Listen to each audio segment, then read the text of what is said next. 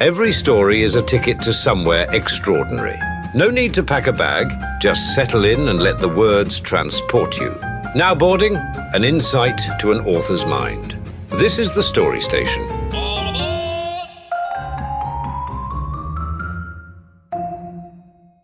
Behind every great film or TV show is a great script and great screenwriters, like Janine Gilbert, our guest today. Hey, Janine, thanks for coming in today. Could you please tell me a little bit more about yourself? Sure. So originally I'm from California, moved around a lot as a child, settled here in Idaho. Currently I teach writing at BYU, Idaho. As an undergraduate, I studied film, and I've always just been drawn to writing and teaching writing, love working with students, and that's what I do now. That is awesome. So why do you write? That's a really tricky question. Ann Tyler says that she writes because she wanted to have more than one life, which I think is a wonderful answer. I don't know that I so much want to have more than one life. I think writing's a great way to try and figure out the life that you're living. So for me, I think it's a wonderful way to explore and to grow and learn. That whole process of writing, I think, helps you understand and empathize in ways that you can't really access any other way.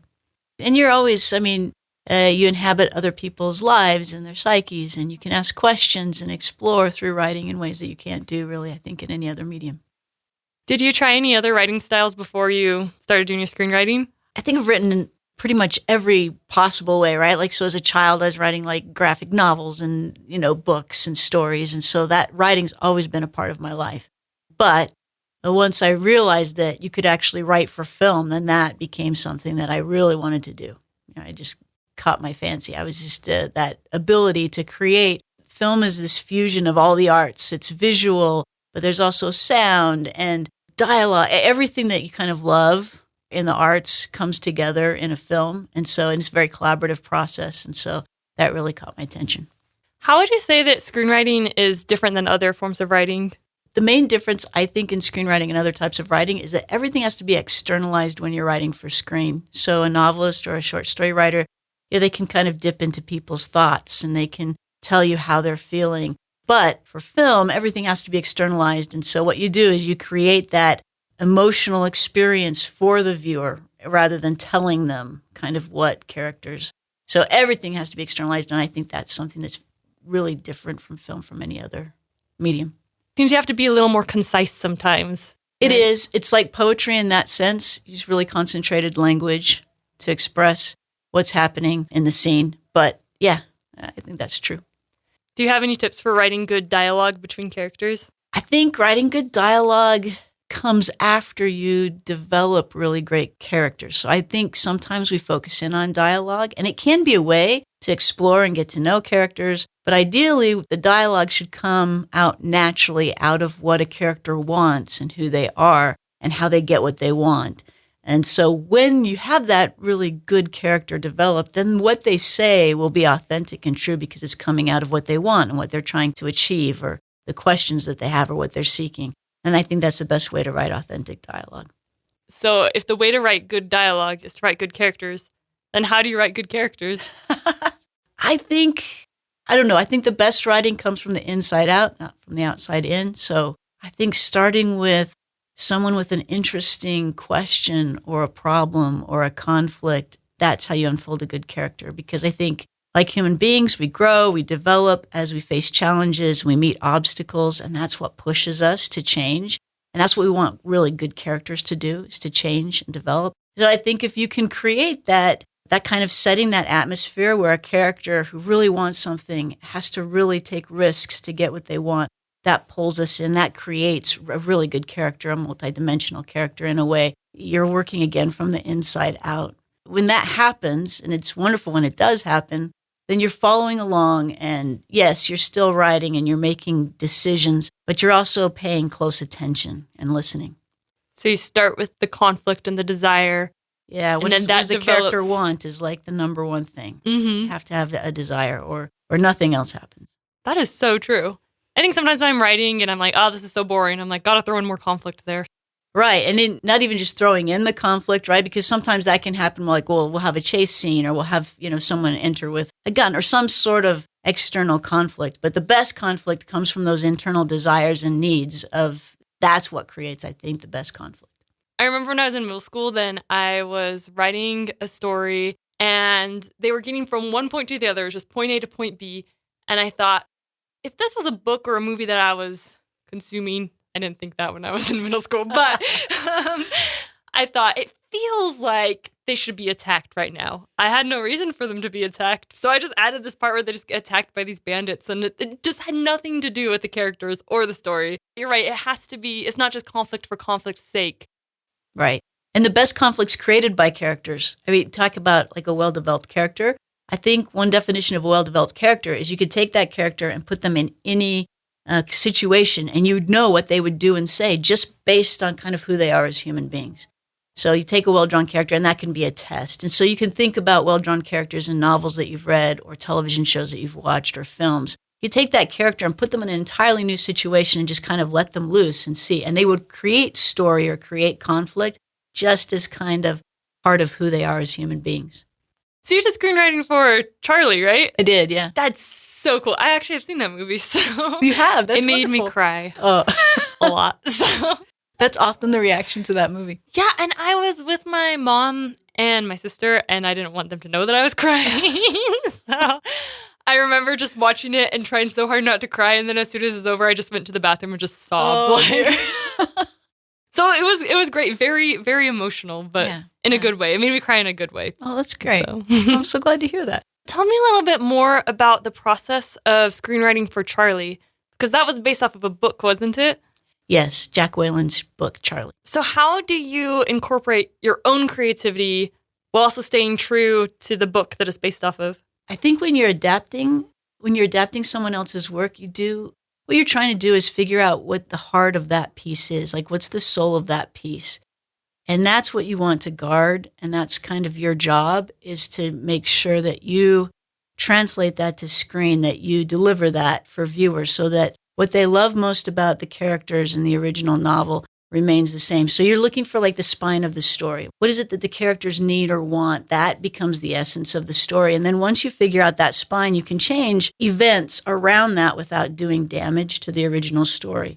But you have to start with kind of that heart. So I think you're in a different position when you're adapting a story than when you're writing, say, your own original work. I don't think your job as writing an adapted screenplay is to write your own original work. I don't think at least for me, I don't want to treat it as raw material that I'm going to take and then turn into something that is for me. But I do think you love this story, you take that on for a reason, and your job is to try and help it move into another medium where more and more people can enjoy the same thing that you loved about it. Well, you did a great job, because I've actually also read the book, Charlie. So. Thank you. And I thought it stayed very true to the original while still giving, more of a visual imagination to it. Oh, thank you. It's really good. Do you have a favorite project that you've worked on? That's really a tricky question. I mean, on one hand, it's whatever project I'm currently working on is kind of my favorite because that's where I'm kind of focused. But Charlie was a wonderful experience. I mean, that was one of the first experiences I'd had with feature film writing. And so I learned so much through that process and through the process of revision. And I worked with really talented and collaborated with really talented people who had clear visions and taught me a great deal in the process. So that was remarkable. Wonderful actors that bring those characters to life. So that was a wonderful experience. I got to collaborate on campus with actors and directors for a stage play. And that was a lot of fun. I mean, that wasn't writing for screen, but for stage. And so to go through that process, I thought was incredible. But yeah, every project, I think any time that you get to work with other talented people and you're working towards a common goal, it can be really transformative. So yeah, I think I've pretty much enjoyed everything I've done. How does it feel to see your work on the screen or on the stage? It's pretty humbling, but also really exciting. I think particularly with film, because it's so collaborative, you don't make all the decisions. And so there are surprises along the way, things that turned out differently than you may have imagined them, but oftentimes so much better because people bring all of their skills and talents into that process. You think, wow, this wouldn't have been nearly as good if we hadn't had all these other wonderful people participating. So in a way, it's humbling, but it's also really exciting to hear, really talented actors say your lines. Certainly they wouldn't be any good if I was doing the acting, but so great to see them kind of embody those characters and bring them to life. There's really nothing like it. And then the other side of that is watching an audience react to that. It's so fun just to see all the varied reactions to what they see on screen and to that story and to those characters. Like crying their eyes out. In the case of Charlie, yes, often. Yeah, tears came. When I was emailing you asking if you would come be on the podcast, we were talking about doing a reading, and you said that screenplays are more blueprints for collaboration and production. And that really caught my interest. I wondered if we could delve into that a little bit. Right. So when you write a screenplay, you really are creating this kind of blueprint that everyone who collaborates on the film uses, from people who schedule the film to break down the budget, to actors who pull out their lines, set designers. Everything's pulled from that kind of blueprint. And blueprint might not be the right term. It's what sparks the imagination of everyone working on the project. But it's kind of technical too. It's not meant to be read like a short story is meant to be read. But I also don't want to give it short shrift. Like, you need to write a screenplay so you actually get pulled into the story. You want someone who reads a screenplay to have a similar experience to what they would have if they were in the theater and they were kind of watching the story unfold in front of them. But it's not written like a short story or a play. So there's technical aspects to it. There's dialogue like a stage play. And so to read it aloud, unless you have like a reader's theater where people take parts and read different dialogue and you have someone else reading action, it doesn't really translate much, I don't think, to radio so much as it does for the visual medium. That would be really tricky. I didn't even think about that, just doing all the different voices and the stage directions. Yeah, and you definitely don't want me to do that. So when you are writing a scene, how do you know where to start your scene and when you should end it? Yeah, so I mean, I think the short answer to that is you start late and leave early is kind of like probably the axiom that you would hear most often. So you want to start into the scene when something's already going on is usually what you notice. You kind of, things are already in motion. And we're really, as viewers, we've seen so much television and so much film that we're used to that. And we can drop into a scene and we don't get lost. We don't find it confusing. So you want to drop in late. And then by leaving early, it's not so much that you're leaving without a button to the scene or an end to the scene, but you're leaving us kind of hooked into the next scene. I mean, it's one thing with drama that's different than life. In life, things happen and they may not be connected in a causal relationship. But in story, everything's related with a causal relationship. And so this happens, and because this happens, then this next thing happens. And because that happens, the next thing happens. And so what you're doing is you're almost creating this kind of stream or this connection from this scene to what's coming next, this anticipation. And so that's what you want. You want viewers on the edge of their seat waiting to see what comes next after the end of the last scene. So yeah, I guess enter late, leave early. That seems like it applies to more than just screenwriting. Yeah, I think you could apply it to novel writing and short story writing, anything that has scenes. Yeah. Absolutely. Are there any other ways that you see screenwriting help you in other forms of writing? I think, for example, students who study screenwriting who might be more interested in writing novels or short stories, I think the one thing that it can really do for them is it does push them to externalize emotion and to show us what's happening rather than relying on this kind of internal monologue. So it can be tempting just to dive into a character's head and then tell us what they're feeling or what they're thinking. And what screenwriting kind of forces you to do is create a discipline so that we actually kind of externalize that and see it. And I think it makes it more rich for even someone reading a novel or a short story to actually build it out. I mean, the axiom is show, don't tell. I would say film writing really pushes you to develop those muscles that you need as a writer to show instead of tell. Going back to Charlie, I know I talked a lot about how sad it was, but it was also really funny too. It made me laugh aloud several times. So I'm so glad. How do you balance that with humor and then also the deeper, sadder emotions? I don't know. At least for me, I think it's just a part of the natural rhythm of storytelling. I don't set out and say, well, something sad just happened, so now something funny has to happen. Or I think all of that should be a natural outgrowth of who your characters are, how they deal with difficulty. Do they deflect it? Do they bring in humor? I don't know. For me, it should be more of a natural outgrowth of who the characters are, and you have a good ensemble cast, and they're not all the same kinds of characters. And so like in life, you'll have that rich variety. And in terms of just the natural rhythm of storytelling, I probably try not to be too analytical about that. I've never thought, oh, that was funny, so now we have to do something sad. That I haven't thought about. But there might be writers out there who do. It's just not something I've thought a lot about. That makes a lot of sense. When I was in middle school, my cousin and I were trying to write a movie. And it was wonderful. Yeah, it was supposed to be a comedy about this lady who was about to get engaged and then her fiance dies and then he's like haunting her. But it was supposed to be really funny.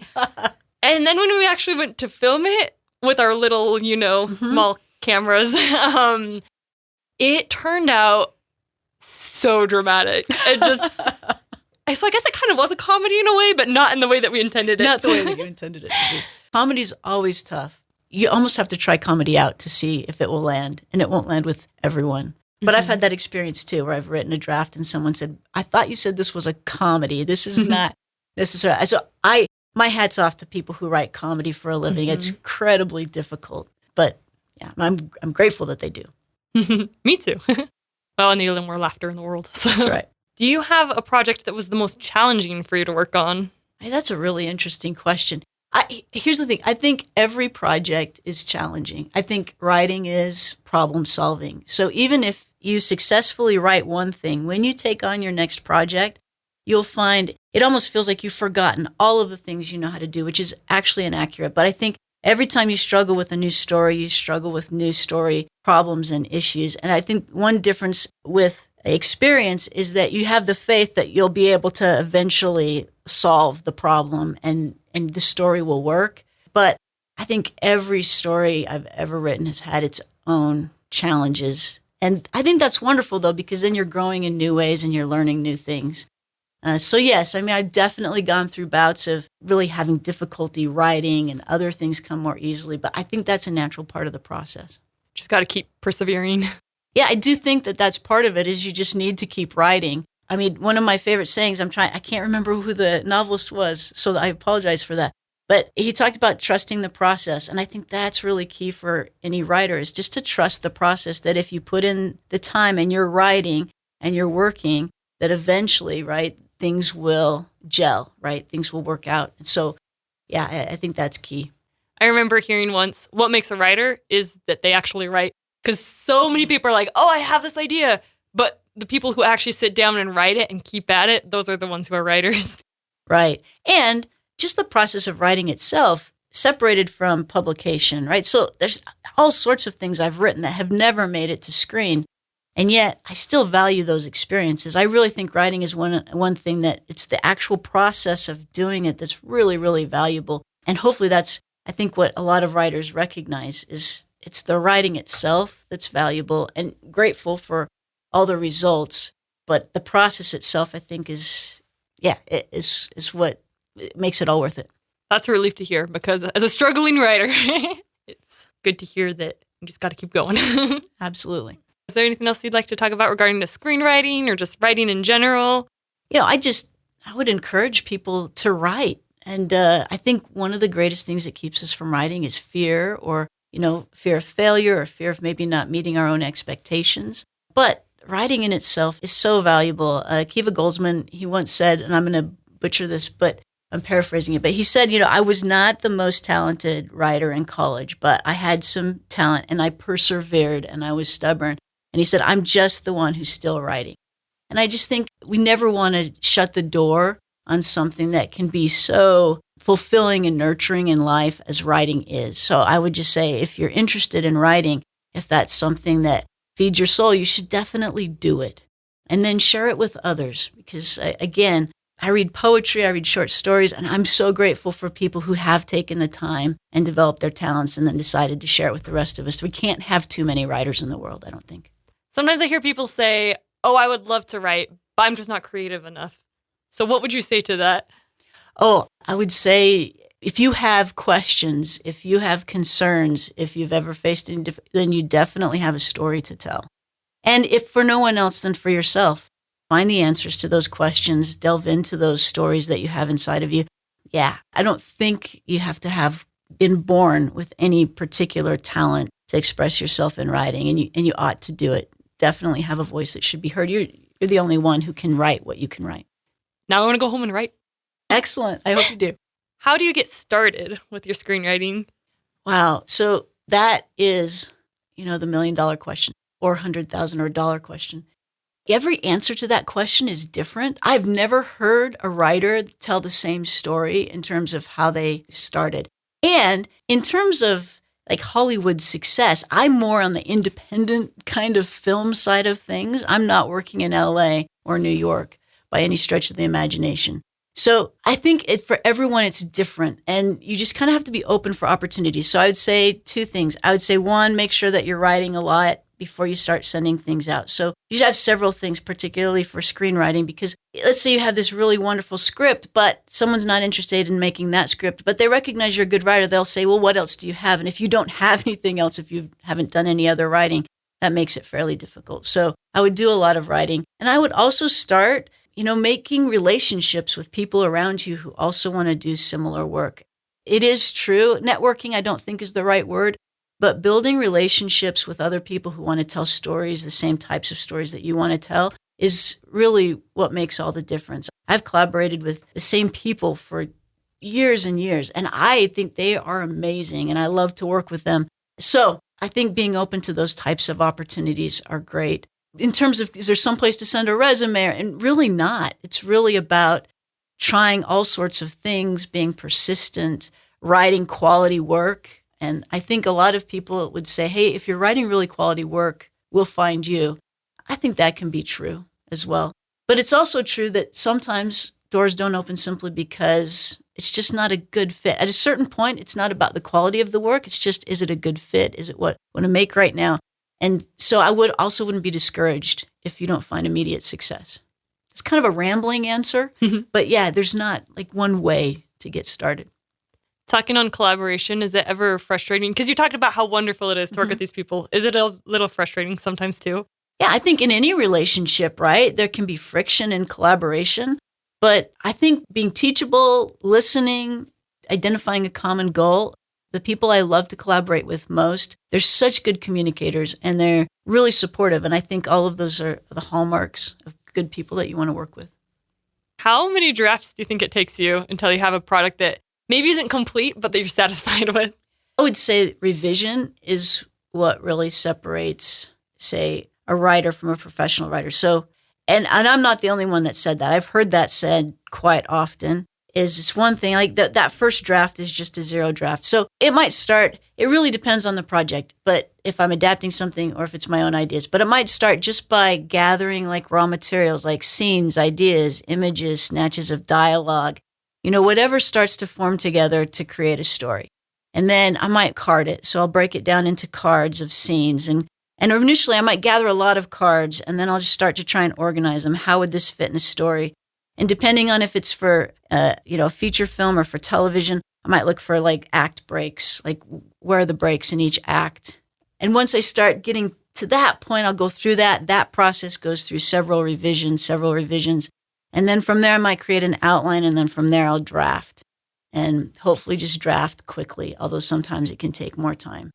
And then that's like the zero draft. And then I'll go through several passes of that draft, starting with big story questions like, is the plot working? Are the characters working? Start there and then hone in on things like dialogue and description and sharpening the writing and everything that goes along with that. But it's more like series of revisions. So there might be one version of the screenplay that might go through, 7, 10 revisions. And then I'll make a big change, and then that'll go through 7 or 10 more revisions. But yeah, I don't have a set number, but it's a lot. It takes a lot of revisions to get it to the point where I'm happy with it. That's cool to think that when you first start out to write something, it doesn't have to be the final draft. Oh, it shouldn't be the final draft. You're just doing the work for your future self to go back and revise it. Right. No, it's just the raw materials. That's just the starting point. All the writing happens in revision. In my experience. Like you were saying about making the cards. When I was writing essays in college, I would always organize them with sticky notes. So I'd have like this idea here and this idea just to organize my ideas, and just my desk was covered in sticky notes. And then that way I can move them around, put them where they need to be. So yeah, absolutely. That's cool to see the interconnections of different types of writing. Thank you so much for coming in. Well, thank you for the opportunity. It's great to be here. Thank you for traveling with us. Next stop, your work of art. Poetry, fiction, creative non-fiction, you name it. Email us at storystation@riverbendmediagroup.com. Submission guidelines are not shy. They can be found in the podcast description. The Story Station, hosted by Emma, is a production of Riverbend Media Group.